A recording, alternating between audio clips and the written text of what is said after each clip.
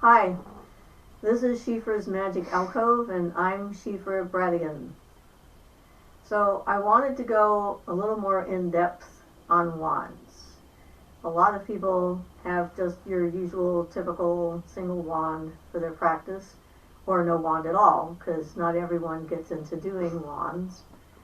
But for me, wands have become a major part of how I work with energies and with spirits. And the first wand that's different from my traditional wand is my solar wand.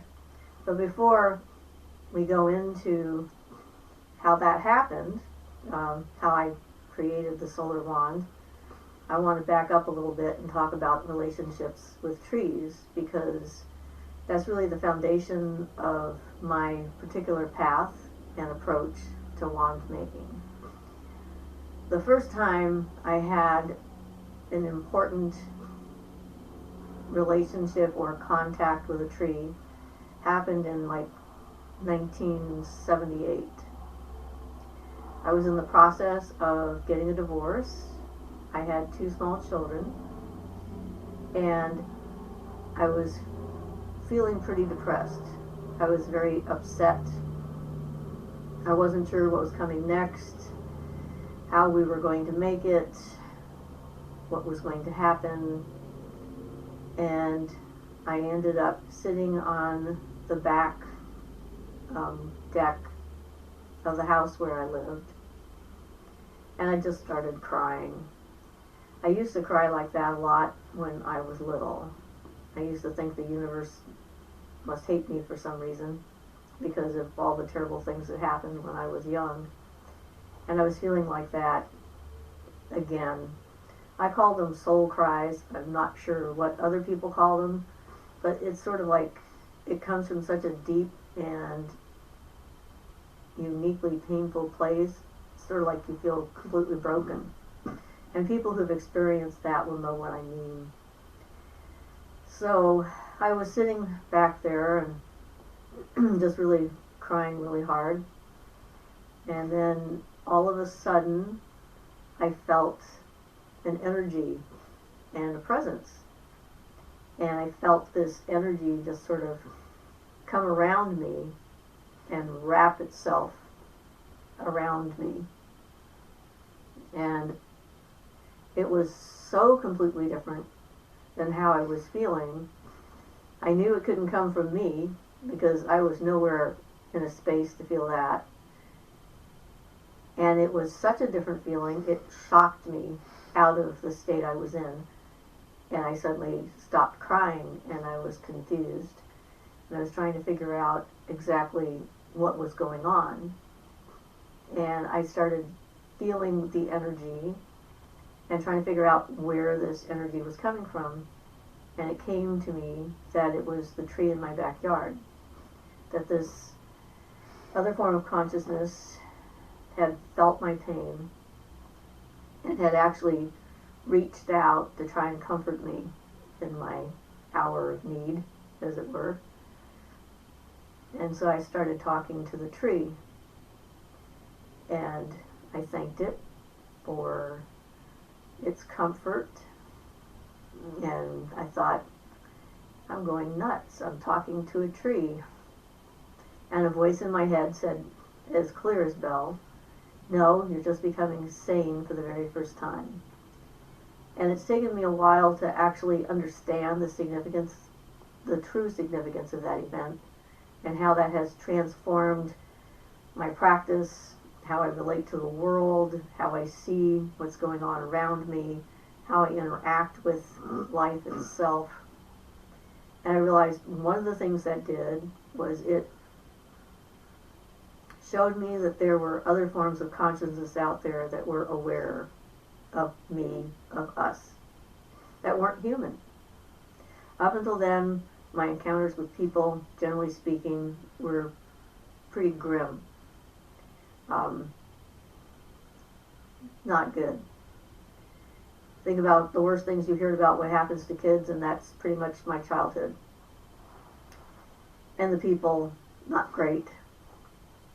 So to discover in a visceral way like that that there's other forms of consciousness and awareness that exist in the world around me that didn't see me the way I saw myself or the way others saw me, was a huge gift.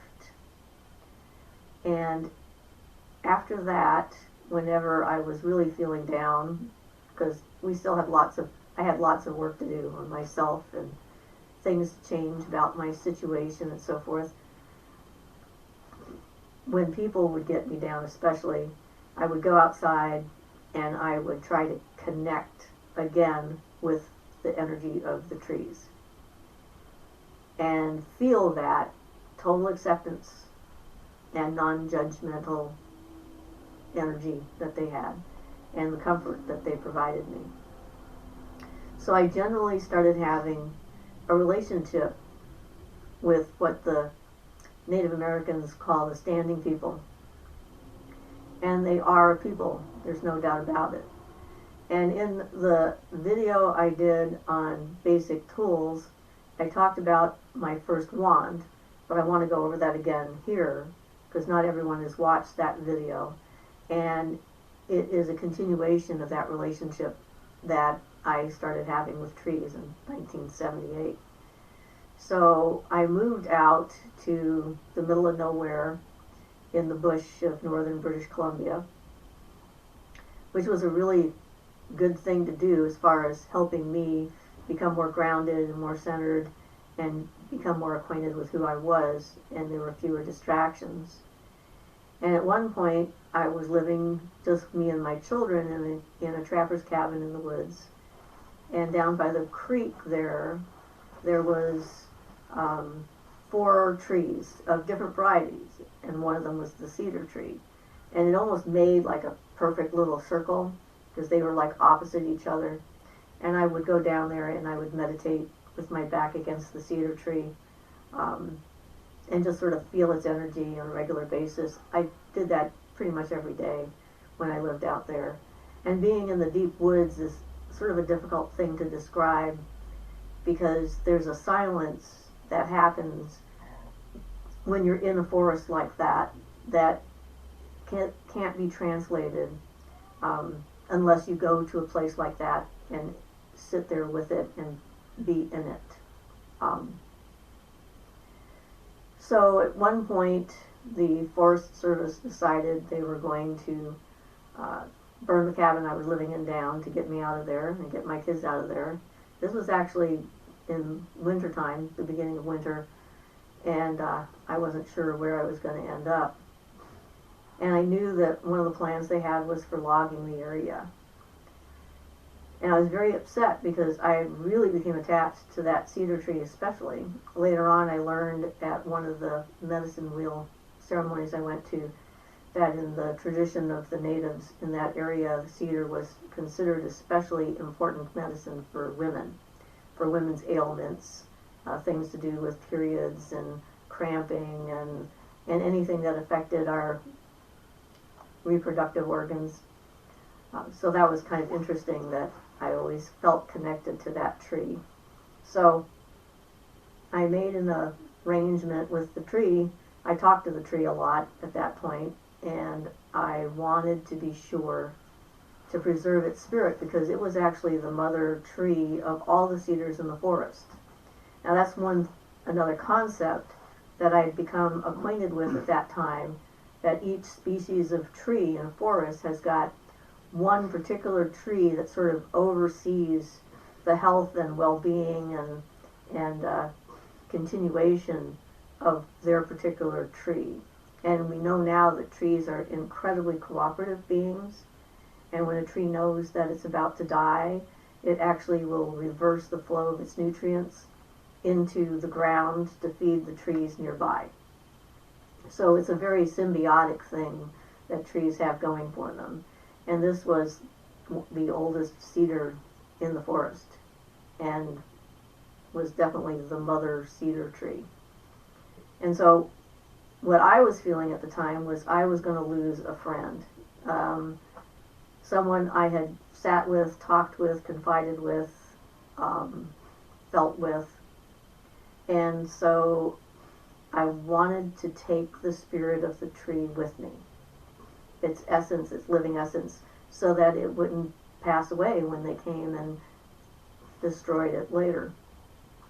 So I told the tree that's what I wanted to do, and I looked in the books I was using at the time. I think I was reading Starhawk's The Spiral Dance. It had recently come out, and I'd gotten a hold of it, and I'd been reading up on it and practicing the stuff that was in it for a while.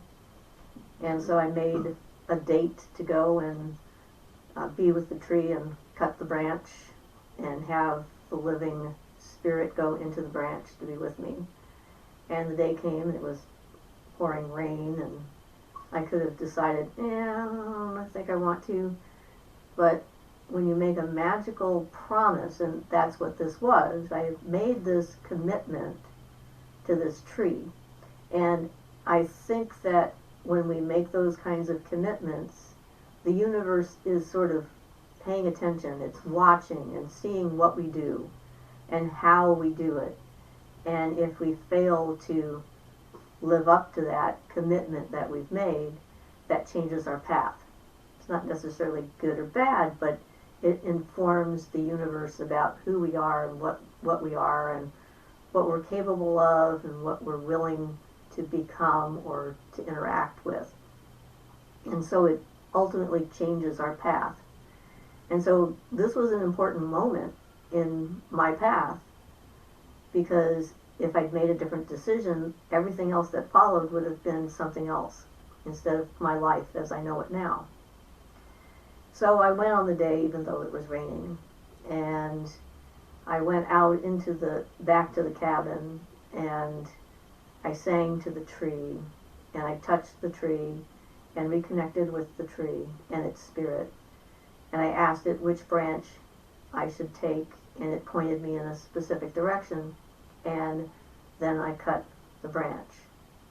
And I took the branch home with me back to where I had found a place to live, which was fortunate considering the winter that was upon us almost at that point.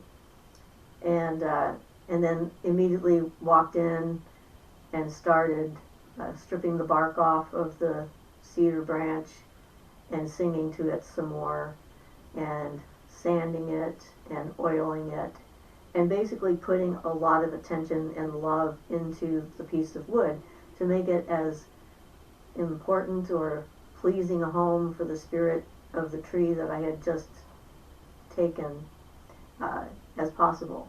So for me, wands are alive. They're living things. And each one I have has come from a living tree. This experience and the relationship with trees has informed my practice in a fundamental way. And it has decided, me and the universe together with our experiences somehow, figured out what my approach needs to be. So in the other video, I showed everybody my first wand. And this is the cedar wand that I have, and it ended up having sort of a look of a snake to me, because as it dried and it curled a little bit. And yes, it's longer than the quote-unquote traditional size is supposed to be.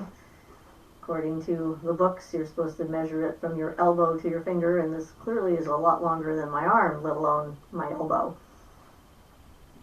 And so, I don't pay attention to that, because what's important is this was the branch, and this was the shape, and this became the length for this particular tree and what it wanted. And so it's like a cooperative effort, not me imposing some kind of notion that people have about how it ought to look and how it should be. And this one has never had any adornment. It hasn't needed it.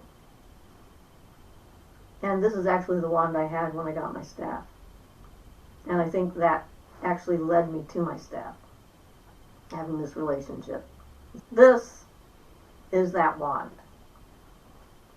And it's served me well. I can use it to cast circles In fact, I enjoy casting circles and calling in the elements with this wand. I use other tools as well, but this wand is an all-purpose tool and it works for that. So, many years go by and I meet my current husband, who we met in '91. So this wand I have had since like 1980, 81, somewhere in there. And I never thought about other wands. And I'm not sure how many years ago it was now, probably at least 15, I think, years ago or so, that we went on a camping trip, and we went on a hike on this camping trip up this short mountain. They call it Green Mountain because there's actually no mountain part. It's just all green. So I don't know that it qualifies as a mountain, but it was a nice and sunny day, and it was a good hike. And we got up to the top, which was a pretty wide area, and we're sitting down and taking a break and having some water. And I'm just sitting there, minding my own business, not thinking about anything in particular. And there's this madrone tree across from me. And it's pretty high up, and it's kind of all by itself, and its branches are really reaching high. And so I'm looking at this tree, and all of a sudden the tree starts talking to me. And it says, "Hey, I'd make a good solar wand." And I'm like, "What? Okay, well, there's a thought I've never had." That's interesting. And I'm thinking, a solar wand. I never thought of making a solar wand before. And since my husband knows a lot of these correspondences off the top of his head, I turned to him and I said, so just a question, what kind of wood would make a solar wand if you were going to make one of those? And he's like, "Oh, well, Laurel is an obvious choice because of its associations with Apollo and all that stuff." And I said, "Oh." I said, "Do we have any laurel here?" He says, "Well, yeah, madrone's a laurel." I went, "Oh, like that tree right there?" The one that's talking to me. And he says, "Well, yeah." And I'm like, "Okay, that's interesting. Now I have a problem because the tree has given me the idea. It really would like to be a solar wand. Here's another commitment. This one a little more serious, I think, than my first one.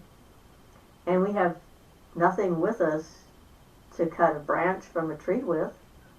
We weren't going up there looking for anything. We didn't have a knife on us or anything like that. We didn't have any offering to speak of except for some water that we brought with us.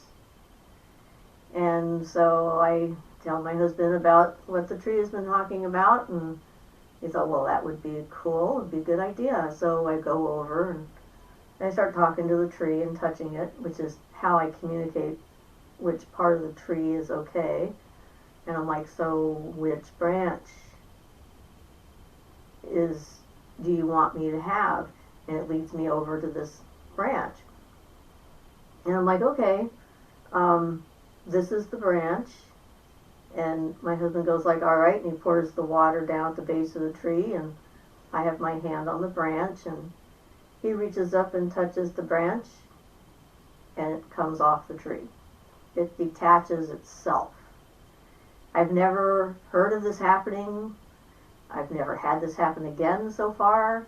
It was a remarkable thing that this branch just sort of came off in our hands, so it was never cut. And I was like, okay, so now this tree has done something that seems completely impossible, and I've now just agreed to turn this part of this tree into a solar wand. And it was clear that the tree spirit was in the wood as well.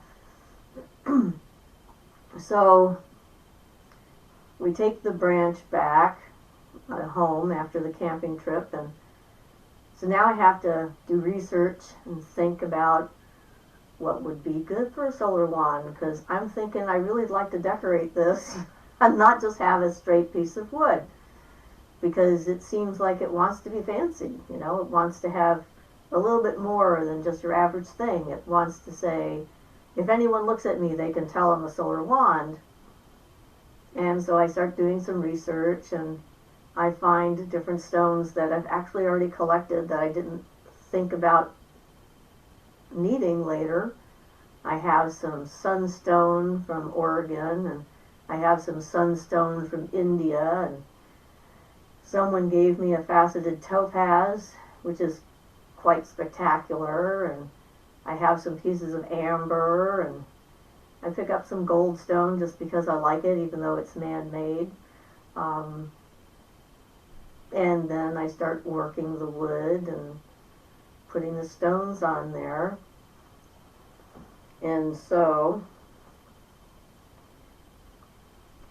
this is the end result. You can see the Indian sunstone up here, which I found, which was a nice pyramidal shape, which seems to be really great for pointing at things. And then this is the piece of faceted topaz that I got. And then this is the amber around here that I inlaid. I took my old wedding ring, since it's gold, and sun and gold are connected, at least in my mind, and put that there. And added these other pieces that seemed right.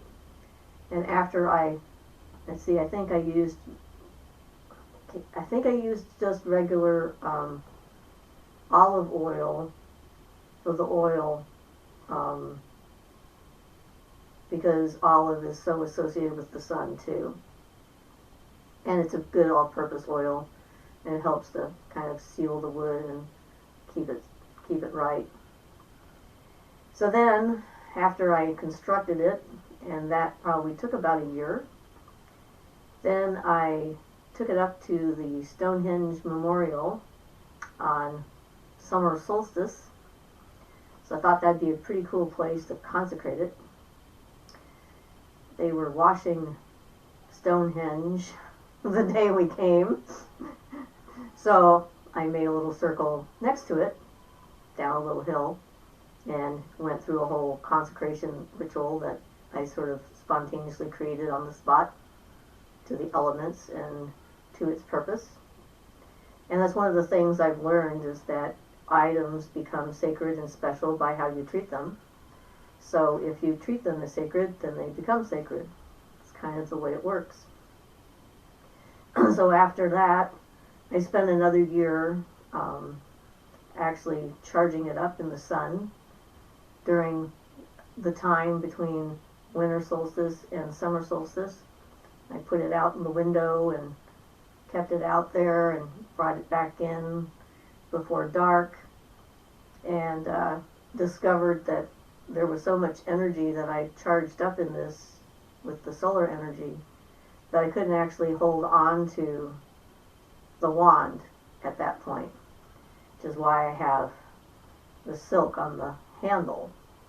I had a funny experience going up to a local set of falls we have at a park, and I was hiking up one of the one of the trails that leads up to the top of the falls, because I thought that'd be a nice place to, like, you know, do some more charging with it. And I started getting a migraine, only on the side I held it.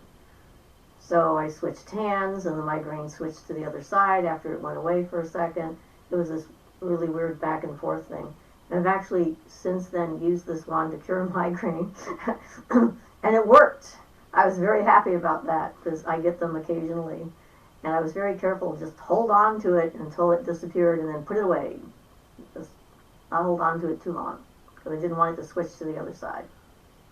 So it works for that. And then I did a lot of meditation with it. When you're making a tool like this, that's a more specific tool, a planetary tool, there's more to it than just putting it together and then using it. So I would meditate on being the sun and what that was like, and begin to understand the associations from the inside. And interestingly enough, I have a relationship with the sun from when I was little. Well, not too little. I think I was probably about 10 or so. And I lived up in New England, and I was walking down the sidewalk with my sister, and we were feeling friendly, which was unusual because there was a lot of strife in our house. And we were just walking down, and the sun was shining, and we were holding hands, and I closed my eyes and suddenly wondered what the sun might look like, and found myself floating over the sun and saw all of its mountains and rivers of fire, and was kind of surprised because in school they didn't seem to think it looked like that. And then later on in life, when we actually got pictures of the sun and discovered that it has these features that do move around because different parts of the fire have different temperatures and different densities, and so they will go down, rise up, all that other stuff. So that was kind of cool. So in that sense, it's not surprising that if I was going to do something more with wands, that the solar wand would be the first one, because I have that way back then. So actually the year after that, so the third year after I had consecrated and charged it all up, we went back to the tree.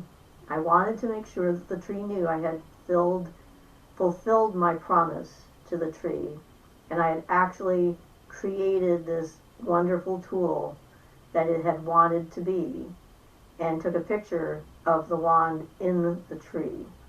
It's rare that I know where these trees are, so that's the only time I've done that. But this one was special, especially since it was the first one of a line of unusual wands, which you'll see later in the different videos. And so I've used this for healing. I use it for solar festivals like summer solstice because of its connection to that energy. And it will do a whole circle. It doesn't have a problem. Some of my wands won't cast a circle or call in all the directions, and you'll find out why later. But this is more of a general purpose kind of wand, and it's an interesting experience. So this is my solar wand, and that's my story about part of my past and how it happens. Part of it is paying attention, being open to new experiences, and being able to accept them when they happen and follow through. So I hope this has been informative and interesting for all of you. And this is Siofra's Magic Alcove, and this is Siofra Bradigan. Blessed be.